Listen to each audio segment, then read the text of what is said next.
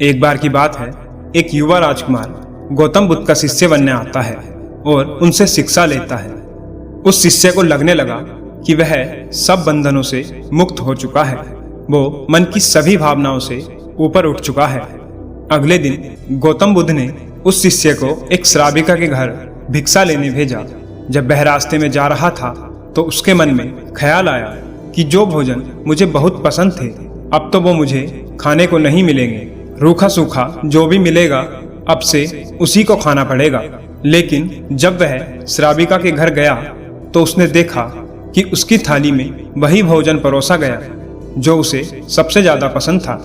वो शिष्य बहुत हैरान हुआ, लेकिन फिर उसने सोचा संयोग होगा, जो मुझे पसंद है वही आज घर में बना होगा। तभी उसे याद आया कि रोज तो भोजन के बाद वह राजमहल में विश्राम करता था, परंतु आज तो धूप में ही वापस लौटना पड़ेगा। लेकिन तभी उस श्राविका ने कहा, भिक्षु, बड़ी कृपा होगी अगर आप भोजन के बाद थोड़ा सा विश्राम कर लें। राजकुमार बहुत हैरान हुआ कि जब वह विश्राम के बारे में सोच ही रहा था, तभी श्राविका ने भी उसे विश्राम के लिए कह दिया। फिर उसने इस बात को यह सोचते हुए टाल दिया कि यह भी संयोग ही होगा। जिस समय मेरे दिमाग में विश्राम की बात आई, उसी समय उस श्राविका के मन में भी यही बात आ गई होगी कि भिक्षुक है, बहुत दूर से चलकर आया है, भोजन के बाद थोड़ा विश्राम कर लेगा तो अच्छा होगा। उस भिक्षुक ने चटाई बिछाई और वह उस पर लेट गया।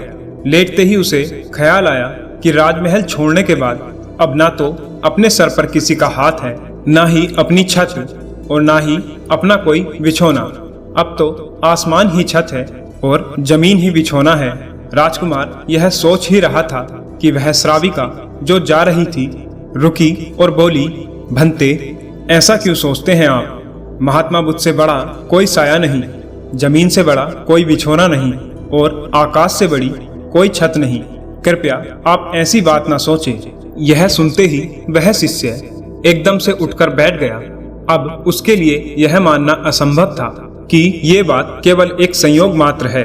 उसने उस श्राविका से कहा, मैं बड़ा हैरान हूँ, क्या मेरे विचार तुम तक पहुँच जाते हैं? क्या मेरा अंतःकरण तुम पढ़ लेती हो? उस श्राविका ने कहा, जी हाँ। शिष्य ने बड़े आश्चर्य से पूछा, लेकिन कैसे? तब श्राविका ने कहा, पहले तो मैंने स्वयं के विचारों का निरीक्षण शुरू किया था, खुद के दिमाग में आने वाले विचारों पर ध्यान देना शुरू किया था। अब तो स्थिति बदल चुकी है। स्वयं के विचार तो निरीक्षण करते करते क्षीण हो गए, पूरा मन निर्विचार हो गया है। अब मेरे मन में खुद का कोई विचार नहीं आता, लेकिन अब तो जो कोई भी मेरे आसपास होता है उसके विचार भी मेरे निरीक्षण में आ जाते हैं। मैं उसके विचार भी पढ़ लेती हूँ। वह भिक्षुक एकदम से घबराकर खड़ा हो गया और उसने कहा, मुझे आज्ञा दें, मैं जाता हूँ। उस शिष्य के हाथ पैर कांप रहे थे। उस श्राविका ने कहा, इतने घबराए हुए क्यों हो? इसमें घबराने वाली क्या बात है? परंतु शिष्य नहीं रुका। वह बुद्ध के पास वापस लौटा। उसने बुद्ध से कहा, क्षमा करें महात्मा, मैं उस द्वार पर दोबारा भिक्षा मांगने न जा पाऊंगा। बुद्ध ने कहा, क्यों? क्या तुमसे कोई गलती हुई? वहाँ कोई भूल हुई तुमसे? तब उस शिष्य ने कहा, नहीं महात्मा, न तो कोई भूल हुई और न ही कोई गलती। वहाँ तो बहुत आदर सम्मान और जो भोजन सबसे ज्यादा प्रिय था वही मिला। लेकिन वह जवान श्राविका दूसरे के मन के विचारों को पढ़ लेती है। यह तो बड़ी खतरनाक बात है, क्योंकि उस सुंदर जवान श्राविका को देखकर मेरे मन में तो काम वासना भी उठी थी, विकार भी उठा था, उसके लिए कुछ गलत विचार भी उठे थे। वह श्राविका इतनी आकर्षक थी, मैं अपने विचारों पर, अपनी काम वासना के विचारों पर अपना नियंत्रण नहीं कर पा रहा था। वह सब भी पढ़ लिया होगा उस श्राविका ने। अब मैं वहां कैसे जाऊं? कैसे उसके सामने खड़ा हो पाऊंगा? उससे आंखें कैसे मिला पाऊंगा? महात्मा, मैं उसके पास दोबारा नहीं जा सकूंगा, मुझे क्षमा करें। बुद्ध ने कहा, तुम्हें वहीं जाना पड़ेगा। अगर ऐसी क्षमा मांगनी थी तो भिक्षुक बनने की कोई जरूरत नहीं थी। तुम्हें जानबूझकर वहां भेजा था और अब जब तक मैं मना न करूं, तुम्हें रोज वहीं जाना पड़ेगा। अब यही तुम्हारी साधना है, लेकिन होश पूर्वक जाना, भीतर से जागे हुए जाना और देखते हुए जाना कि तुम्हारे अंदर कौन से विचार उठ रहे हैं। कौन सी वासनाएं उठती हैं और कुछ भी मत करना। उन विचारों और वासनाओं से लड़ना भी मत, उन्हें जबरदस्ती दबाने की कोशिश मत करना। दिमाग में जो भी विचार आ रहे हों उन्हें आने देना। तुम्हारा काम है उन विचारों का निरीक्षण करना, उन्हें ध्यान से देखना। इसलिए तुम जागे हुए जाना, देखते हुए जाना कि तुम्हारे भीतर क्या उठता है, क्या नहीं उठता। वह भिक्षुक दूसरे दिन भी वहीं गया। वह भिक्षुक रास्ते पर चल रहा है। वह बहुत खतरे में है, अपने मन को देख रहा है और जागा हुआ है। आज पहली बार वह शिष्य जिंदगी में जागा हुआ चल रहा है। जैसे जैसे उस श्राविका का घर करीब आने लगा, उसका होश बढ़ने लगा। वह पूरी तरह से जाग रहा था। भीतर जैसे एक दिया जलने लगा हो और चीजें साफ दिखाई पड़ने लगी और विचार घूमते हुए मालूम होने लगे। जैसे ही उसने घर की सीढ़ियों पर कदम रखा, उसके अंदर एक सन्नाटा सा छा गया। होश परिपूर्ण जम गया। वह अपना पैर भी उठाता तो उसे मालूम पड़ रहा था। हर एक सांस भी आती जाती उसे महसूस हो रही थी।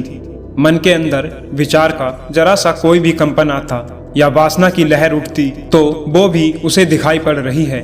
वह जैसे ही श्राविका के घर के अंदर गया तब उसका मन और भी गहरा शांत हो गया। वह बिल्कुल जागा हुआ है, जैसे किसी घर में दिया जल रहा हो और एक एक चीज कोना कोना प्रकाशित हो रहा हो। वह भोजन करने के लिए बैठा। उसने भोजन किया, फिर वह उठा और वापस लौटा। वह उस दिन खुशी से झूमता हुआ वापस लौटा और आकर बुद्ध के चरणों में गिर पड़ा और उनसे कहा, बुद्ध, आज तो अद्भुत बात हुई। जैसे जैसे मैं उसके घर के निकट पहुंचा वैसे वैसे मैं जागा हुआ हो गया। मैंने पाया विचार तो गायब ही हो गए, कामनाएं व वासनाएं तो खत्म ही हो गई। और मैं जब उस श्राविका के घर गया तब मैंने महसूस किया मेरे भीतर पूर्ण सन्नाटा था। वहाँ कोई विचार नहीं था, कोई वासना नहीं थी, वहाँ कुछ भी नहीं था। मन बिल्कुल शांत और निर्मल दर्पण की भांति था। गौतम बुद्ध ने कहा, इसी बात के लिए तुम्हें वहाँ भेजा था। कल से वहाँ जाने की कोई जरूरत नहीं। अब जीवन में इसी भांति जियो जैसे तुम्हारे विचार सभी लोग पढ़ रहे हो। अब जीवन में इसी भांति चलो जैसे जो भी तुम्हारे सामने है वह तुम्हें जानता है, तुम्हारे अंदर देख रहा है, तुम्हारे विचारों को पढ़ रहा है। इसी भांति चलो और अंदर से जागे रहो। जैसे जैसे जागरण बढ़ेगा वैसे वैसे विचार और वासनाएं खत्म होती चली जाएंगी। जिस दिन जागरण पूर्ण होगा उस दिन तुम्हारे जीवन में कोई विचार शेष नहीं रह जाएगा। इस स्थिति के जागने को, इस चैतन्य के जागने को मैं विवेक का जागरण कहता हूँ। बुद्ध कहते हैं, यदि हम अपने दिमाग में एक बात को बैठा लें कि सामने वाले के बारे में हम जो भी सोचते हैं वो उसे पढ़ रहा है, उसे भी पता चल रहा है, तो हमारा दिमाग अपने आप ही किसी के भी बारे में बुरा सोचना कम कर देगा या समाप्त कर देगा। अगर हम ये कर पाए तो हम एक शांतिपूर्ण जीवन जीने में सफल हो पाएंगे।